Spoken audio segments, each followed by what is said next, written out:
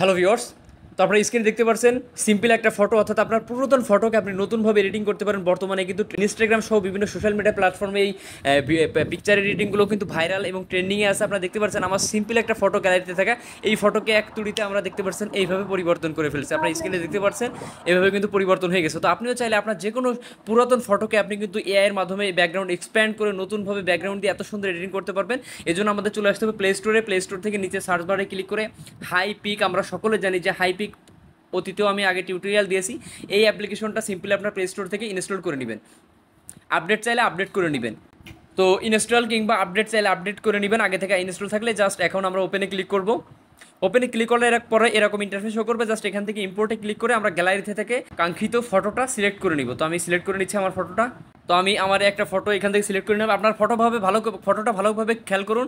দেখুন আমার জাস্ট অল্প একটু আছে, কিন্তু ক্রপ করা একদম ইমেজ, নিচের অংশ কিন্তু নাই। তারপরও এআই এত সুন্দরভাবে এক্সপ্যান্ড করে আপনার দেখলে অবাক হয়ে যাবেন। এরপরে এখান থেকে নিচে থেকে অনেকগুলো অপশন পাবেন। এখান থেকে ফিল্টারের ডান সাইডে পাবেন অ্যাডজাস্টের উপরে ক্লিক করবেন। অ্যাডজাস্টের উপর ক্লিক করার পরে জাস্ট এখান থেকে ক্রপের উপরে ক্লিক করবেন।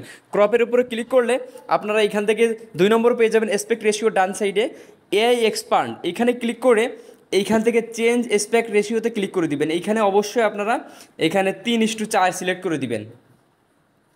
দেওয়ার পরে এইখানে describe the content you want to generate, এইখানে আপনার লিখে দিতে হবে যে আপনি কী কন্টেন্টটা চাচ্ছেন সেটা লিখে দেবেন। তো আমরা এখানে একটা লিখে দিচ্ছি, দেখুন।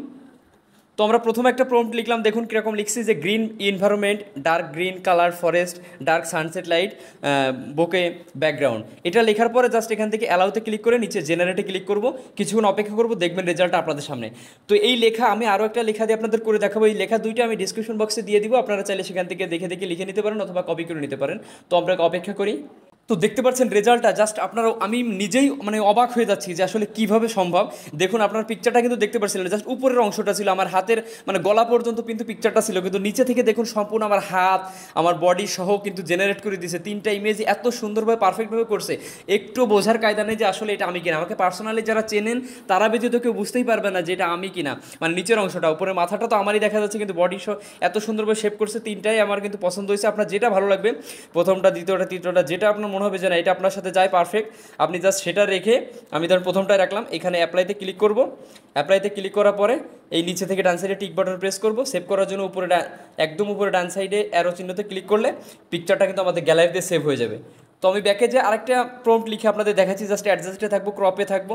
আমি ব্যাকে চলে যাচ্ছি, দেখুন আমি আমার আরেকটা পিকচার নিচ্ছি, আপনারা খেয়াল করুন। তো এখানে আমি আমার আরেকটা পিকচার নিলাম, নেওয়ার পরে সেমভাবে অ্যাডজাস্টে ক্লিক করে ক্রপে ক্লিক করবো। এখান থেকে এক্সপ্যান্ডে ক্লিক করে চেঞ্জ রেশিওতে ক্লিক করে 3:4 রাখবো। এখানে ডেসক্রাইব দ্য কন্টেন্ট, এখানে আমি আরেকটা লেখা দিয়ে দিয়েছি যে cinematic background, blue sky and beautiful flowers around the person of and mountain দিয়ে অ্যালাউতে ক্লিক করে জেনারেটে ক্লিক করবো।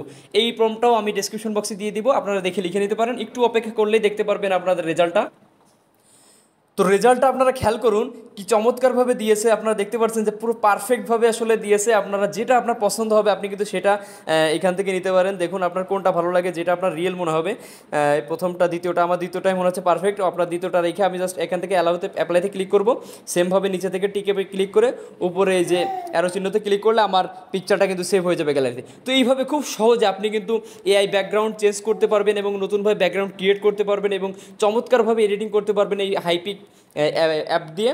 তো আশা করি ভিডিওটা ভালো লেগেছে। অবশ্যই আপনাদের কাছে রিকোয়েস্ট থাকবে একটা লাইক করে যাবেন এবং ভিডিওটা ভালো লাগলে চ্যানেলটা সাবস্ক্রাইব করে পরবর্তী ভিডিওর জন্য অপেক্ষা করুন। ধন্যবাদ সকলকে।